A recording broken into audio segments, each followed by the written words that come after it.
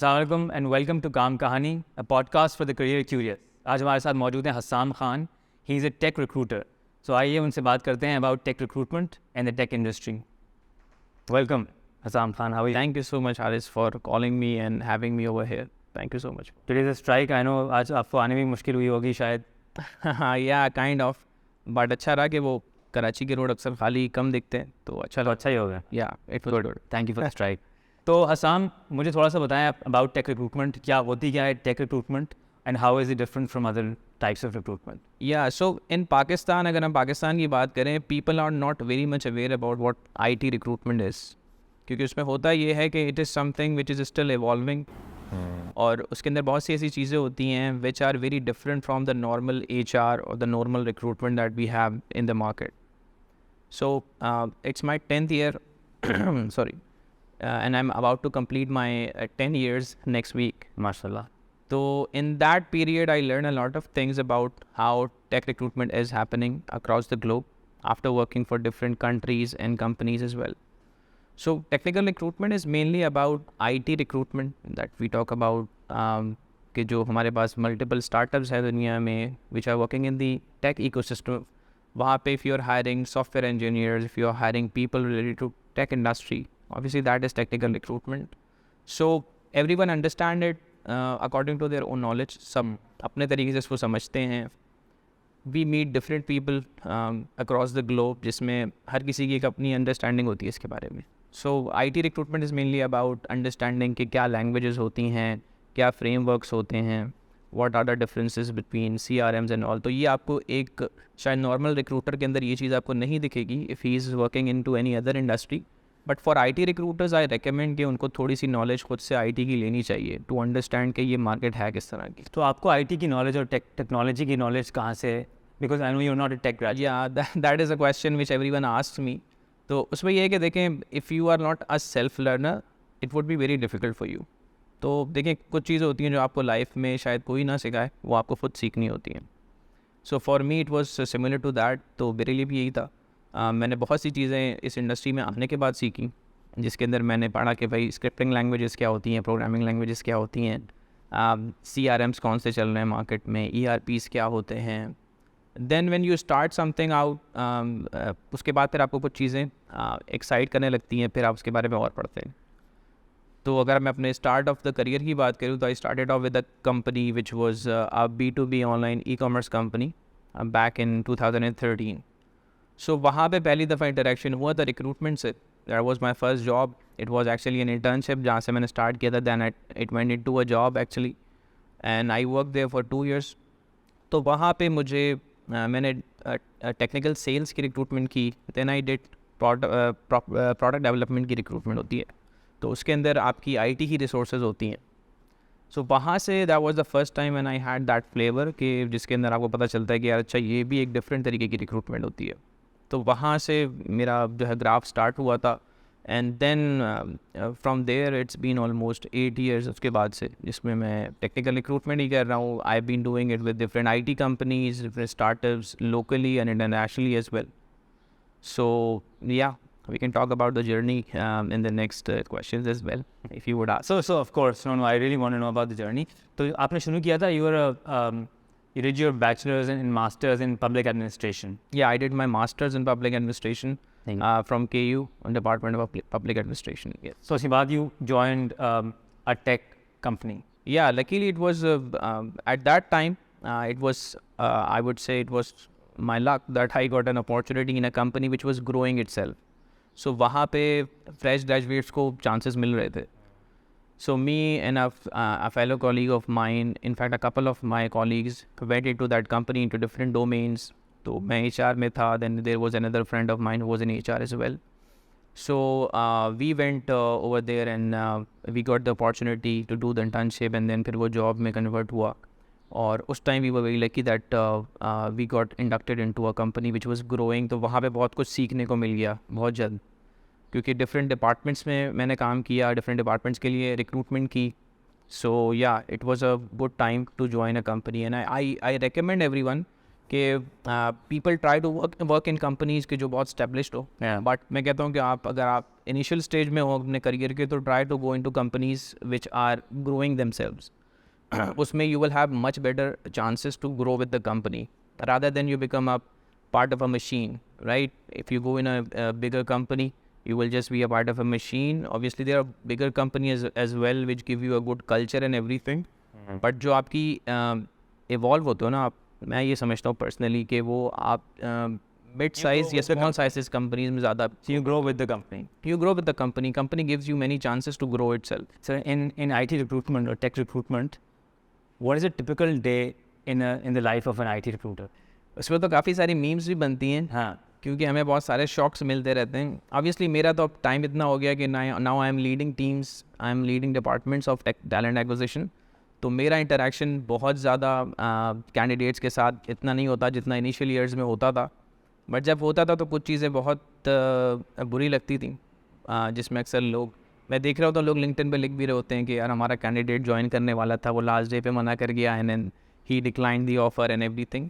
So this happens in this industry specifically. Process क्या होता है? What is the process? देखिए प्रोसेस ओवरऑल ये होता है कि if you talk about the usual process of recruitment and selection, तो इसमें भी यही होता है आई टी रिक्रूटमेंट में भी, that you start a job post or you start head hunting people, because IT recruitment के अंदर थोड़ा सा head hunting को we prefer more because we know that the demand of tech professionals from Pakistan is too much.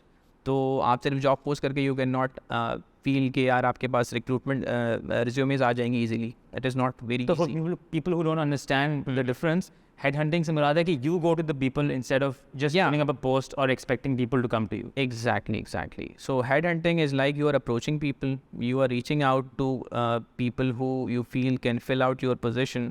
तो आप उनको राब्ता करते हैं. The main channel these days is LinkedIn. LinkedIn is the king because I'm saying this because I worked for different countries. I worked in North America, I worked for recruitment in Europe, MENA, currently working in those countries as well. So remotely, yeah. Right. So I totally can say that LinkedIn is the best tool across the globe. So LinkedIn पे outreach करना, लोगों को reach करना जो कि relevant हो आपकी specific technology से, through that you can do headhunting and then you can approach those people. And once they respond to you, then obviously different companies have different ways of evaluating their candidates. अब जैसे technical companies होती हैं, the companies which are evolving, or you could say that they have invested good time and effort into recruitment, they are using applicant tracking systems, they are using testing systems like HackerRank, Codility, TestGorilla. So that saves your time and that gives you a much better idea about a candidate in a short period of time rather than using a human resource specifically for that. So what testing period hota hai, then we have 3-4 interviews depending upon what the company requirements are. So according to that process, you go through it, and with the passage of time, you learn कि how you could optimize that process, right? क्योंकि शुरू में you learn कि किस तरह से resources को लाना है.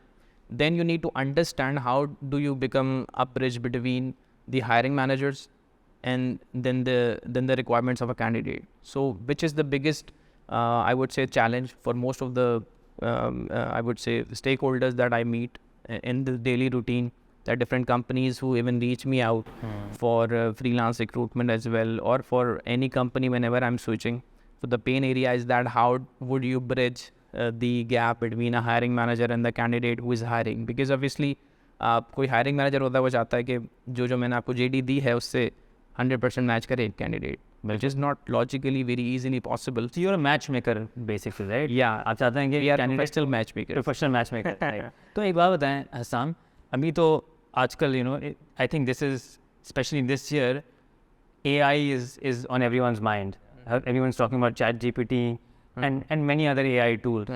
तो जो ये tech recruiting है और recruiting in general, क्या वो threaten नहीं हो रही है AI tools की वजह से? Very good question, Haris. अच्छा, इसमें ये चीज़ है, देखें, AI is something which will eventually help a human out. ठीक है, वो आप ही को मदद करेगा. It can definitely replace you, but every technology takes time to replace humans. And in that period, जो वो transition होता है ना, जिसमें वो replace कर रहा होता है किसी human को, then you have a time to use that tool for the effectiveness. Rather than कि आप उससे डरें, आप उसको सीखें मैं हर किसी को हमेशा ये बोलता हूँ कि आप जो भी काम कर रहे हैं ना, उसकी जो टेक साइड है उसको ज़रूर जान लें. For example, if you are a supply chain individual, supply chain के जो ERP सिस्टम्स हैं उसको समझें, ताकि आपको उसकी जो टेक्नोलॉजी साइड है या उसकी AI साइड है वो तंग ना करे, बट कि you in fact you will become the person who will be the much skilled person compare to someone जिसको पता ही ना हो कि ERPs कैसे चलते हैं सप्लाई चेन में. सो जब भी कोई न्यू टेक्नोलॉजी आती है, हमारी कोशिश ये होती है इंडिविजुअली कि मैं पर्सनली उन स्किल्स को या उन टूल्स को उससे सीखूं. For example, I have sold N AI based recruitment product जो कि पाकिस्तान में शायद है भी नहीं. ठीक है, तो I work for a London based client. They approach me for technical recruitment and after everything they in the end offered me a position in which they offered me कि यार आप हमारी ये AI बेस्ड टूल को बेचें, because we feel you can sell this product to us. Although that was not a selling position, but then I worked for them and it was a very very learnful experience for me, क्योंकि मैं उसमें North America के different technical head से मिला. उसके अंदर हमारी communication इसी के ऊपर होती थी कि how we can automate the recruitment and how we can replace a human. ठीक है, बट वो जो लर्निंग थी वो मेरे बहुत काम I personally, because I learn a lot of things कि टेक्निकल रिक्रूटमेंट में कीवर्ड्स की क्या अहमियत है, एल्गोरिदम्स कैसे चलते हैं लिंक्डइन पे. It is very important to understand that. आप अपनी लिंक्डइन प्रोफाइल को कैसे ऑप्टिमाइज़ करेंगे so that you can come into the results of a recruiter. ठीक है, क्योंकि अभी तक ATS की इतनी कोलैबोरेशन नहीं हुई लिंक्डइन के साथ कि हर किसी की प्रोफाइल लिंक्डइन से डायरेक्ट ATS पे चले जाए. There needs to be a medium in between. तो आई रेकमेंड पीपल कि अपनी लिंक्डइन प्रोफाइल्स को आप जितना ऑप्टिमाइज़ कर सकते हैं आप करें. Every technology, even chat GTP भी जो आई है, सॉरी चैट GPT जो आई है, I am using that my self. अब उससे मैं अक्सर बैठ के बहुत सी चीज़ें खुद भी लर्न कर रहा होता हूँ, सीख रहा होता हूँ, देख रहा होता हूँ वो कैसे चलती है.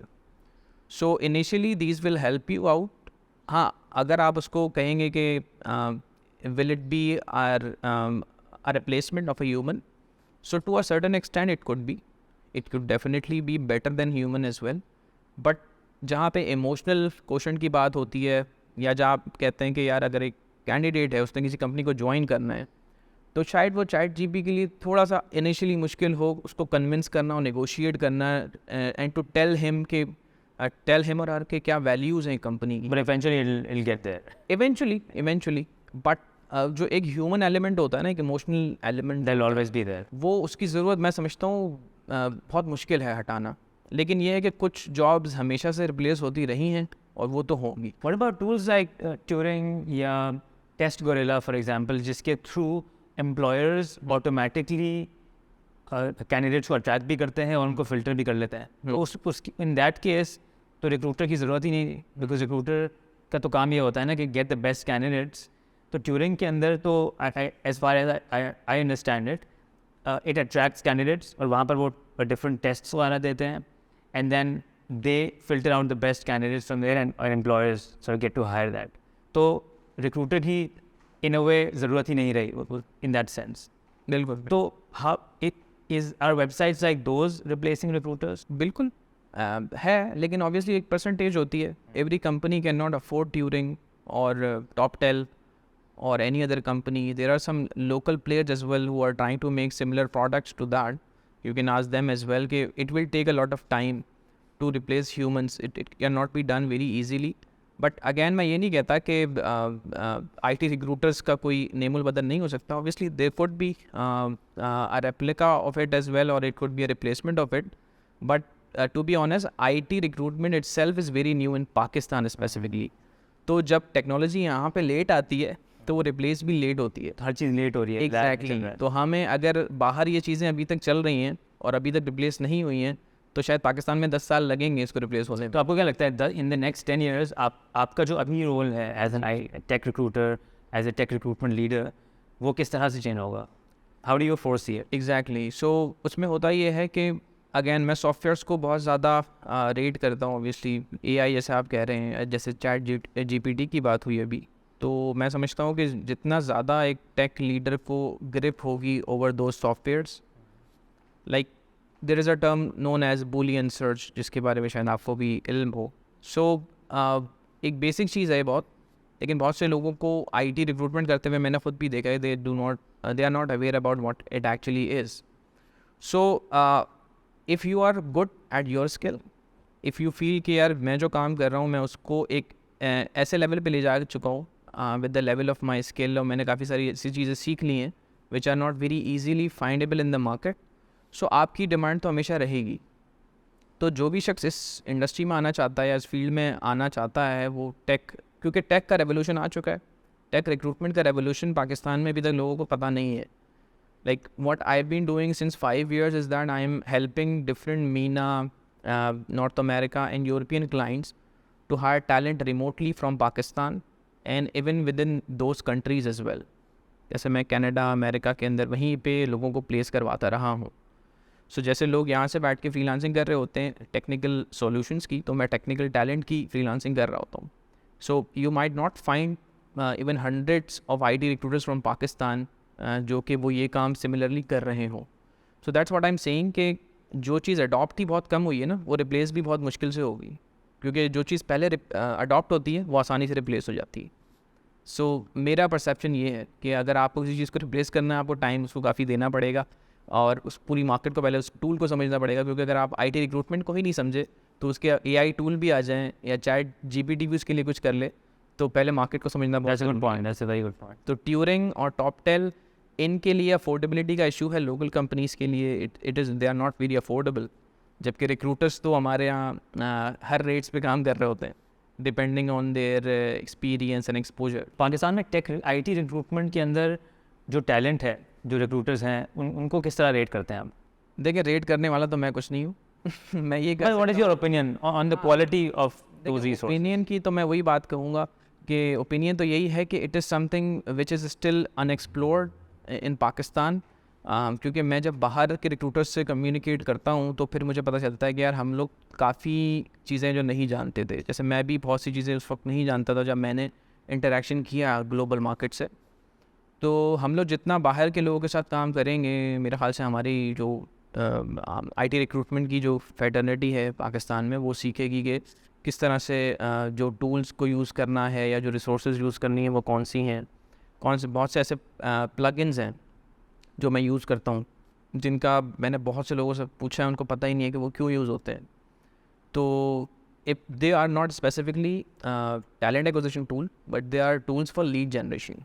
सो lead generation come is one of the branches you could say कि जिसके अंदर टैलेंट एक्विजिशन का भी कहीं ना कहीं पार्ट हो सकता है। Obviously as if you're a freelancer तो आपको लीड्स जनरेट करनी होंगी, तभी तो आप उनके वो तो आपको आनी चाहिए, वो तो मैं हर किसी को development. Exactly, if you are not doing anything at least learn lead generation. So tell us something about that part, क्योंकि हम तो अब बात कर रहे थे टैलेंट एक्विजिशन की, right? That is one, obviously that is the function of a tech recruiter.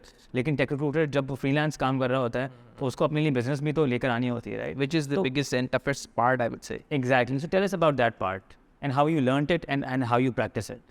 What is your style of it? So if you see my LinkedIn as well, अगर वो आप आज से 5 साल पहले देखते तो उस पर कोई recommendations ना होती, या होती तो शायद 2-3 recommendations होती। तो ये जो clients मिलते हैं obviously वो आपकी approach पे बहुत डिपेंड करता है कि आप किस मार्केट से बिजनेस लेना चाहते हैं। For example initially I was जब मुझे नहीं पता था कि क्लाइंट्स कहाँ से मिलेंगे तो मैं पाकिस्तानी मार्केट में बहुत ज़्यादा ढूंढता था। Initially I worked with Bykea and players like that जो स्टार्टअप फेजेस में थे। बाइकिया के शायद कुछ शुरू के इंजीनियर्स होंगे एंड्रॉयड के और डिफरेंट टेक्नोलॉजीज़ के, जो I hired them over there, some of them are still working with them as architects and leads. So जब आप इनिशियल स्टेज पे आते हो देन आप इनिशियली लोकली काम करते हो, नेशन वाइड काम करते हो। तो मैंने भी ऐसे ही किया, I approach some people on LinkedIn. मैंने अपने डिफरेंट कनेक्शंस को कोशिश की अप्रोच करने की कि how can I fill those positions that they have. मैं करता ये था कि मैं सिर्फ पोजीशन का नहीं पूछता था, मैं डायरेक्ट प्रोफाइल्स लेके जाता था उनके सामने कि भाई मेरे पास रेडी कैंडिडेट्स हैं, if you want to interview them they are ready. And मैं उनकी पोजीशंस पहले ही देख चुका होता था। सो थोड़ा सा प्रोएक्टिव आपको होना पड़ता है if you want to get the business out of somewhere. So थोड़ा सा प्रोएक्टिव होना पड़ेगा, थोड़ा सा आउट ऑफ द बॉक्स सोचना पड़ेगा। फिर जब 2-3 साल मैंने पाकिस्तान में कर ली रिक्रूटमेंट, देन आई फेल्ट के what I am doing over here उसकी डिमांड बाहर भी बहुत है। सो फिर मैंने इंटरनेशनल रिक्रूटमेंट में कदम रखा। शुरू में वहाँ पे आसानी से काम नहीं मिलता था। So what I did is that I started pitching Pakistani talent to the people who are outside, क्योंकि ऑब्वियसली पाकिस्तानी टैलेंट अभी भी it is very cost effective for them. तो वो एक कैची चीज़ होती थी उनके लिए और हमें फिर भी काफ़ी हमारे जो लोकल टैलेंट है उसके लिए still the salaries are very good if they are paid in dollar और यूरोस, तो even in dirhams they are really good. So उस USP को यूज़ करते हुए, कॉस्ट इफेक्टिव टैलेंट को यूज़ करते हुए मैं पिच करता था और डिफरेंट को फाउंडर्स को. And then I approach some staffing companies as well वहाँ पे टू पार्टनर विद देम. और फिर मैं उनके साथ कुछ के साथ पार्टनर्स बना विद कैनेडियन कंपनीज और सम मीना पीपल एज वेल. तो ये है थोड़ा सा आउट ऑफ द बॉक्स आपको सोचना पड़ेगा, थोड़ा सा प्रोएक्टिव बनना पड़ेगा. सिर्फ काम मांगने से नहीं होगा, कुछ आपको दिखाना पड़ेगा कि भाई मेरे पास ये कंटेंट रेडी है, इसको देखो यार, इट इज़ कॉलिंग यू. तो 100 लोगों को अप्रोच करोगे, 10 तो जवाब देंगे. सो आई फील के इन एनी प्रोफेशन सब्र का बहुत ज़्यादा गेम है. अगर आप सब्र को समझते हैं, पेशेंस, तो पेशेंस से कंसिस्टेंसी भी आती है, पेशेंस से ही परसिस्टेंस भी आती है. तो अगर आप में सब्र है तो आप लगे रहेंगे कंसिस्टेंसी के साथ. And if you believe, if you have an end in your mind at the time of starting something, so उससे बेहतर कोई चीज़ नहीं है. 7 habits of highly effective people में से ही एक है, begin with the end in mind. Exactly. तो I think people should read those books. They are very important. The 4-hour work week, another very good book to read, जो मैंने recently पढ़ी है. तो that is a very good book. उसके अंदर जो चीज़ें हैं, if you want to get out of your 9 to 5 job and start something of your own, I would definitely highly recommend that book to many people. And the another book that I would like to recommend is the richest man in the Babylon. So ये books आप पढ़ें तो बड़ा ज़रूरी है आपके लिए to understand के how you need to manage your finances and how you can run a startup. Although I do not have a proper startup right now, but I am planning to do something like that. So let's see what happens. So you're talking about showcasing the talent when you go to sort of potential employers or potential clients, right? So how do you gather that talent, and is that a database that you develop? What is your technique on that? So what happens कि जब आप market में कुछ अरसे से होते हैं, like on LinkedIn, the main tool that I use for social media as well is LinkedIn. ठीक है. जैसे लोग इंस्टा पे टाइम लगाते हैं, ट्विटर पे लगाते हैं, मैं LinkedIn पे ही सारा टाइम लगाता हूँ. अभी रिसेंट ईयर्स में मैंने थोड़ा सा उसको कम कर दिया है इन टर्म्स ऑफ कि मुझे फिर पता होता है कि मुझे कब उसको यूज़ करना है. But because I am not very much active in that terms कि मैं अपनी हर पिक्चर डाल रहा हूँ सोशल मीडिया पे. तो लिंक्डइन में मैं काफ़ी स्पेसिफिक चीज़ें लेके चल रहा होता हूँ. बट जब आप इतने साल से होते हो मार्केट में, तो पीपल रिकग्नाइज यू कि यार he is someone who is into tech recruitment और who is into remote recruitment. तो पिछले 3 साल से तो मैं काम ही रिमोट कर रहा हूँ. और like my last company was a US based company and I was heading their recruitment remotely. So when you have such kind of things in your profile, तो ऑब्वियसली लोग देख ही लेते हैं गलती से कि भाई ये कुछ कर रहा है. और now currently I am working as a global recruitment manager for a MENA based company, Dubai based company remotely. So उनका जो ग्लोबल टैलेंट है मैं उसको लीड कर रहा हूँ. तो ऑब्वियसली जब वो पोजीशंस आप डालते रहते हैं तो पीपल सी के यार ये बंदा ये काम कर रहा है, तो उससे आपका नेटवर्क काफ़ी बन जाता है. और फिर जो है वो लोग आपके रास्ते में ही होते हैं. And obviously when you do freelancing, जब मैं ज़्यादा कर रहा था तो उन दिनों ऑब्वियसली कुछ डिफरेंट हर तरह की प्रपोजिशंस आपके पास आती हैं और हर तरह की मार्केट में आपका जो है वो थोड़ा बहुत नेटवर्क बन जाता है. And how I work is that कि मैं कोलैबोरेशंस करने की कोशिश करता हूँ. Like if I am going into a new country, like मैं अगर मुझे बल्गारिया में रिक्रूटमेंट करनी है तो I my partner with IT recruiter from Bulgaria, rather than I would say कि नहीं यार मुझे अकेले ही सब कुछ करना है. So I like to team up. I like to collaborate with people who are relevant to any specific field that could help us and create a win-win. तो ये create a win-win भी I think 7 habits में से एक है. तो वो बड़ी ज़रूरी है ये चीज़ें करना. And it's great that you are sort of secure enough to actually partner with people, because अक्सर ऐसा होता है, like especially in freelance professions, people are very competitive and very insecure about sharing clients, sharing details, sharing knowledge as well. तो I am sure recruitment में भी ऐसा ही होता होगा कि जो फ्रीलांस रिक्रूटर्स होते होंगे एक दूसरे को वो पार्टनर नहीं करना चाहते होंगे, अपने क्लाइंट्स के बारे में नहीं बताना चाहते होंगे. एग्जैक्ट. सो बिल्कुल होता है, बहुत ज़्यादा होता है. और मेरे साथ भी ऐसा हुआ initially that I had some collaborations, और फिर उनको मैंने अपने क्लाइंट्स के बारे में भी बता दिया कि these are the clients. At times लोग बताते नहीं हैं they work in a different way. They tell के यार हम इस तरह काम कर रहे होंगे कि you will be giving me the profiles and I will be talking to the clients and everything. So वो हर तरह की कोलैबोरेशन होती है. बट देखिए मैं एक चीज़ समझता हूँ लाइफ में, जो मैंने लाइफ में थोड़ी बहुत अरसे में सीखी है कि देखिए failures are a part of life. और फेलियर्स जितनी जल्दी आप लाइफ में अचीव कर लेना, सक्सेस उतनी करीब आ जाती है. तो जितने फेलियर मैंने करे पार्टनरशिप्स में, उसके बाद मुझे बहुत जल्दी सक्सेसेस भी मिल गई उसके अंदर. सो आई फील कि अगर आपको सक्सेस चाहिए तो आपको फेलियर से जल्दी जल्दी गुजरना चाहिए रादर देन कि आप डरें उससे. क्योंकि गुजरना तो है फेलियर से. हो सकता है कि आप पहले स्टार्टअप में या पहले काम में बहुत जल्दी सक्सेस आपको मिल जाए, बट अगर आपने बड़ी सीढ़ी चढ़नी है तो बीच में फेलियर्स आएंगे. इंस्टेड ऑफ फीलिंग के ये कोई चैलेंजेस हैं, आप उनको हेड ऑन लें एंड देन उन फेलियर्स को जमा करें. वो जमा हो के इंशाल्लाह आपकी सक्सेस बन जाए. ज़बरदस्त, दैट्स अ ग्रेट इनसाइट. वैसे साम, यू एब्सोल्युटली राइट. अच्छा, तो आप जिन लोगों के साथ आप काम करते हैं, जो एक तो आप क्लाइंट्स के साथ काम करते हैं, दूसरा आप काम करते हैं with the tech talent, IT talent, right? तो आजकल की इकोनॉमी के अंदर if somebody graduates from a tech institute, क्या एडवाइस देंगे आप उनको कि उनको क्या करना चाहिए in order to, as a tech recruiter, उनको क्या करना चाहिए in order to succeed in the IT world, in the tech world? So recently I went into the job fair of IBA. I was invited there as a career counselor. So वहाँ पे भी सबसे ज़्यादा यही सवाल आ रहा था, क्योंकि obviously fresh graduates wants to know कि मार्केट में क्या हो रहा है. क्योंकि जब मैं भी ग्रेजुएट बन रहा था तो मेरे दिमाग में भी यही होता था कि यार मार्केट में क्या चल रहा है, मुझे ये कोई पहले से बता दे तो मैं थोड़ा सा तैयार हो जाऊँ. तो मेरी तो कोशिश यही होती है, मैं सबको यही बोलता हूँ कि यार डिग्री करो, बहुत अच्छी बात है, बट जो डिग्री कर रहे हो उसको जस्टिफाई ज़रूर कर देना विद योर स्किल्स. अदरवाइज उस डिग्री का कोई फ़ायदा नहीं होगा. तो अगर तुमने खाली किताबें बातें पढ़ ली और तुमने सब कुछ पढ़ लिया कि कंप्यूटर साइंसेस क्या होती हैं, एल्गोरिथम्स क्या होते हैं, और तुम्हें प्रोग्रामिंग अगर नहीं करनी आ रही तो फिर फ़ायदा नहीं है उस डिग्री का भाई. तो सबसे पहले तो ये समझो कि जो भी चीज़ तुम कर रहे हो उसकी पढ़ाई से ज़्यादा उसकी इम्प्लीमेंटेशन की अहमियत है ग्लोबल मार्केट में. Like a lot of stakeholders or co-founders which I meet globally, वो इवन मुझसे भी मेरी एजुकेशन का शायद सवाल ही नहीं करते, या शायद आखिरी सवाल करते हूँ. Everyone asks you at the first कि आप करते क्या हो, कैसे करते हो. If you can answer these two things, they will not ask many questions other than that. So मैंने तो ये फील किया है ग्लोबली काम करने के बाद कि आपसे ये वाले सवाल शायद पाकिस्तान में जल्दी किया जाता है कि आपने क्या पढ़ा है और क्यों पढ़ा है, लेकिन ये कि कहाँ से पढ़ा है, कहाँ से पढ़ा है तो बहुत अहम सवाल है यहाँ पे. तो कितनी GPA है, ये तो बहुत ज़्यादा अहम सवाल है यहाँ पे, लेकिन ग्लोबली ये बिल्कुल भी अहम सवाल नहीं है.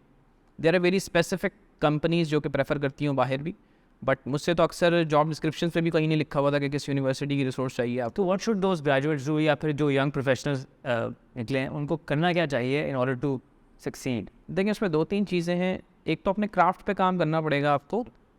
ज़माना इतना तेज़ हो गया है कि आपको ग्रेजुएशन से पहले ही कुछ ना कुछ ऐसा करना पड़ेगा जिसके अंदर आपको अपने आप को मनवाना पड़ेगा. तो अभी मैं कुछ यूनिवर्सिटीज़ देख रहा हूँ. I would not like to specifically name some of them, but Karachi में भी कुछ यूनिवर्सिटीज़ हैं, कुछ बाहर भी हैं जो बहुत अच्छा काम करवा रही हैं, जिनके graduates they know actually what they are doing. So they could start freelancing, और at least they could have some portfolio of your own, कि भाई आपसे कोई कुछ नहीं बनवा रहा तो खुद कुछ एटलीस्ट अपने एंड से बना के ऐसी चीज़ें रख लो जो कभी ज़रूरत पड़े तो आप पिच तो कर सको कि यार ये मैंने बनाए हुए, ये कुछ मैंने इवन वर्डप्रेस की कुछ वेबसाइट बना के रख लो, कुछ और नहीं है तो, या बेसिक जावास्क्रिप्ट पे कुछ बना के रख लो which you can at least pitch के भाई मुझे ये काम आता है. और ग्लोबली जो इतने सारे प्लेटफॉर्म्स हैं लाइक हैकररैंक, टेस्ट गोरिल्ला, इन सब पे you can easily and freely attempt the tests.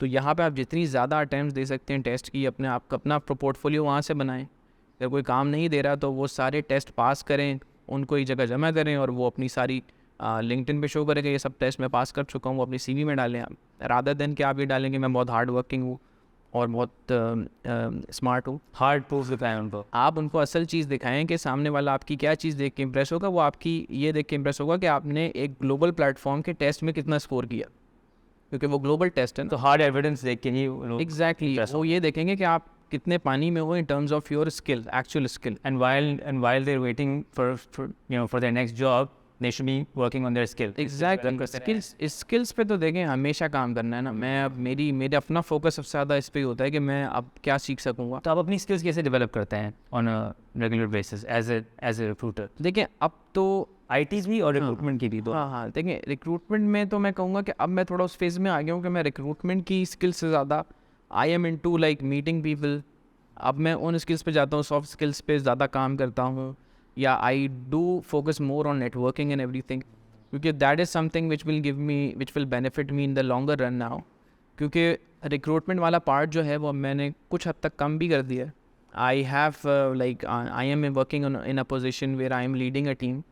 So obviously, on certain positions, obviously I am hands-on and I love to be hands-on. Like मेरी जो पिछली company थी Folio 3, I was heading the recruitment of Folio 3, which is one of the leading companies in Pakistan.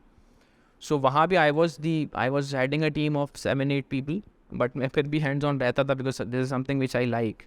तो आप जितना अपने काम से hands-on रहते हैं, आपकी learning होती रहती है, क्योंकि आपको नहीं पता कौन सी कंपनी में किस टेक्नोलॉजी पे काम हो रहा है, नई से नई टेक्नोलॉजी आ रही हैं. There are multiple things which are coming every single month.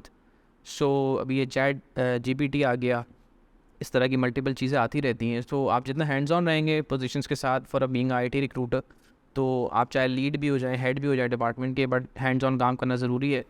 उसके अलावा कुछ प्लेटफॉर्म्स हैं जहाँ पे आप जो है रिक्रूटमेंट के सर्टिफिकेशंस ले सकते हैं. इवन लिंक्डइन पे लिंक्डइन लर्निंग है, उसके अंदर रिक्रूटमेंट के बाकायदा IT रिक्रूटमेंट की कुछ सर्टिफिकेशंस हैं जो मैंने भी किए हैं.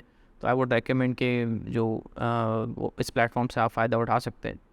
सो ये इनका जो प्रीमियम या जो रिक्रूटर लाइट जो वर्जन होते हैं, जो पेड वर्जन जी हैं, क्या बोलिए ना ज़रूरी होता है फॉर एनी रिक्रूटर, या if somebody is a freelance recruiter they can also work without a paid version of LinkedIn?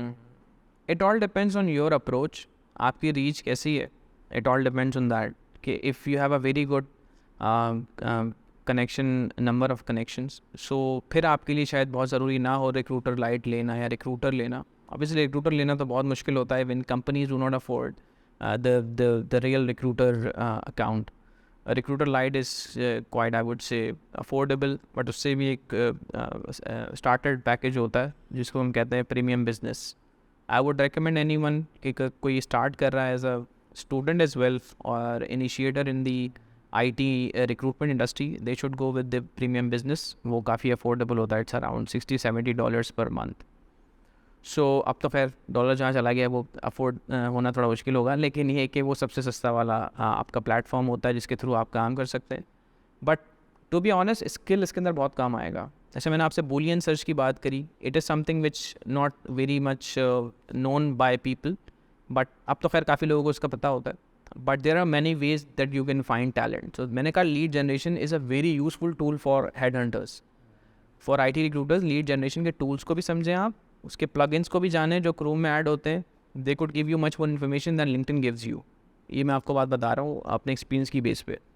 जो मैं बहुत से लोगों को बताता हूँ, मैं they are not able to grasp it, कि वो कहते हैं ये कैसे हो सकता है भाई, जब लिंक्डइन ही के पास इन्फॉर्मेशन नहीं है तुम कैसे निकालोगे. बट हम निकाल सकते हैं अगर हमें सही टूल्स पता हैं और उसके प्लगइन्स होते हैं. Through Google you can do a lot of searches. अगर आपका अकाउंट ख़त्म हो जाता है लिंक्डइन में, you can go to Google and there are certain websites made for it. 2-3 websites हैं जो कि इसीलिए बनाई गई हैं कि जैसे ही आपका लिंक्डइन मेन ब्लॉक हो, उसके सर्च आपकी ख़त्म हो जाए, then you can go to Google and then through those platform you can search within the LinkedIn platform. तो इस तरह की चीज़ें आपको सर्च करती रहनी पड़ेंगी अपने स्किल को बढ़ाने के लिए. So self learning is very important. Self learning peace learning is very the theme. मुझे एक चीज़ बताएं, you work now on the client side, you work with a lot of clients. आजकल इस इकोनॉमी के अंदर you know a lot of industries are struggling, लेकिन जो टेक इंडस्ट्री है that is still sort of thriving. लेकिन फिर भी टेक इंडस्ट्री के अंदर इतने ले-ऑफ्स क्यों हो रहे हैं? हाँ, वेरी गुड क्वेश्चन. लेकिन ले-ऑफ्स की वजूहात हैं कुछ. Obviously global recession is one of the reasons. अब चाहे वो टेक इंडस्ट्री हो या कोई भी इंडस्ट्री हो, रिसेशन तो ग्लोबल है, इन्फ्लेशन तो ग्लोबली आया हुआ है. नॉर्थ अमेरिका में, UK में आप देखें.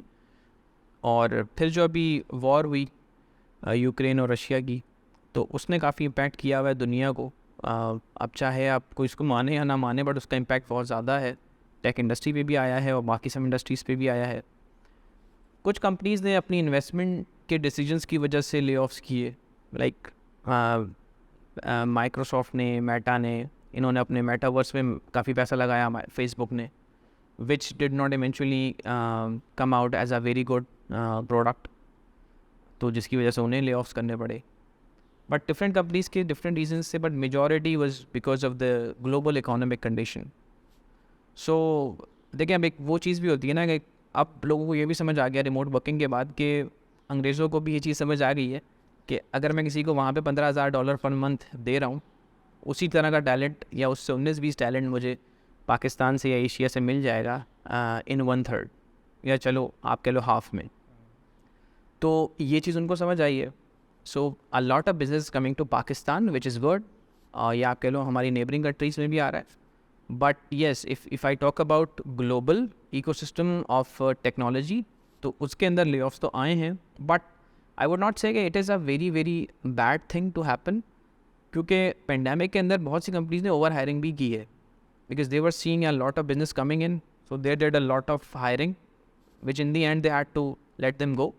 बट उसका भी एक इम्पैक्ट है. ओवर हायरिंग हुई है ड्यूरिंग पेंडेमिक, क्योंकि बहुत ज़्यादा बिजनेस ई कॉमर्स बहुत ज़्यादा बूम कर गया था. फॉर रिक्रूटर, जब आप देखते हैं कि ले ऑफ्स हो रहे हैं लोकल मार्केट में भी और ग्लोबल मार्केट्स के अंदर भी, तो how do you view those lay off? Do you think oh lay offs हो रहे हैं, अब मेरा काम कम हो जाएगा बिकॉज इतने सारे लोग, there is so much availability of talent in the market, लोगों को आसानी से मिल जाएंगे टैलेंट? या फिर आप खुश होते हैं कि यार चलो देयर ले offs, now I will find more talent for myself for the future? देखिए, खुश तो कभी नहीं होऊंगा मैं ले ऑफ से. किसी की जॉब छूट रही है तो खुश तो मैं ऑब्वियसली मैं नहीं होऊंगा. By the way, I got laid off in my previous company. The company which was a US based company, it was a product company. They raised $45 million just a month before my hiring, and after 3 months they laid off me with almost 20-25 people across the globe, 15 to 20 people from US as well. तो ले offs का तो मैं खुद भी part रहा हूँ. सो I could understand कि वो बंदा जब जॉबलेस होता है तो क्या feeling. Of course it's a traumatising feeling. Exactly. तो खुश होने वाली बात तो नहीं है, बट घबराने वाली बात नहीं है. मैं समझता हूँ कि आजकल की इंडस्ट्री में शायद टेक पीपल ही सबसे ज़्यादा सिक्योर्ड पोजीशंस पर हैं ले ऑफ होने के बाद भी. उन्हीं को सबसे आसानी से जॉब्स मिलेंगी compare to any other physical job. If you talk about any other profession, उसकी जॉब्स मुश्किल से ही मिलेंगी, क्योंकि जो बाकी तरह का टैलेंट है वो बहुत ज़्यादा अवेलेबल है. टेक टैलेंट फिर भी कम अवेलेबल है. वो बहुत से ऐसे लोग हैं जो हमारे काफ़ी बड़े बड़े स्टार्टअप से ले ऑफ हुए और वो नोटिस से पहले ही उनको दूसरी कंपनीज ने ऑलरेडी हायर कर लिया. I know a lot of people from Airlift के जो वहाँ से ले ऑफ हुए थे, and they went into very good companies into even higher packages as well. तो पाकिस्तान के अंदर जो टैलेंट है, स्पेसिफिकली टेक टैलेंट, उसकी डिमांड तो मैं नहीं समझता कि कम होगी, और ले ऑफ्स होने से उनको नुकसान कोई ख़ास होगा नहीं इंशाल्लाह. That's what I feel. Inshallah. No, I think that's a very heartening thing, especially for tech graduates and tech professionals. नहीं, टेक ग्रेजुएट्स को तो मैं कहूँगा कि भाई हमें तो सब, हर बच्चे को हर घर में एक सॉफ्टवेयर इंजीनियर लाजमी होना चाहिए. और if not software engineer, at least someone who is doing something related to tech. How early do you think tech knowledge should be given to children? Sir, मेरा बेटा 7 साल का है और उसको मैंने भी एक सर्टिफिकेशन करा दी है. तो although it was a game के अंदर वो ही was learning how to make puzzles and basic algorithms की जो स्टार्टिंग होती है. तो मैं तो कहूँगा बच्चों को गेम्स ही वो खिलाएं जो रिलेटेड टू टेक्नोलॉजी हो, ताकि उनके गेम्स भी हो जाएं, बट उनको जो है वो लॉजिक बनानी आ जाए कि कहाँ पे क्या लगाना है, इससे आपको क्या रिजल्ट मिलेगा. सो code.org की मैं फ्री में मार्केटिंग भी कर दूँ. इट इज़ समथिंग जो Code.org. CODE code.org, उसको मैं समझता हूँ कि उस तरह के और भी प्लेटफॉर्म्स होंगे, but I use that for my kid. तो मैं रेकमेंड करूँगा, वो फ्री है तो हर कोई उसके थ्रू जाए और अपने बच्चों को मैं कहूँगा उसके थ्रू गेम्स खिलाएं आप. तो वो आप Well done. That's a great resource. Exactly. तो उसके थ्रू आप सीखते भी जाओगे. उसके डिफरेंट स्टेजेस होते हैं जिसमें आप आगे जाता रहता है बच्चा. वो समझता है कि मैं अपने गेम में आगे जा रहा हूँ, बट वो समझ रहा होता है बहुत सी चीज़ें कि किस पैटर्न को यूज़ करते हुए क्या बनेगा, तो जो उसको आगे चल के कंप्यूटर साइंसेस में भी काम आएगा. Assam Khan, thank you so much for being here today. It was a pleasure talking to you. I learned so much about tech recruiting, IT recruiting, and the tech economy, really. So Yeah. thank you so much. Thank you so much for calling me, bhai. It was a pleasure, and anytime anyone wants to know anything about tech ecosystem or specifically IT recruitment and where the market is going, I am anytime available, and even people can approach me on LinkedIn as well if they want to have any understanding about career counseling and everything. So anytime available for anyone. Brilliant. Thank you so much. ठीक है जी. Thank you so much for having me. The Office.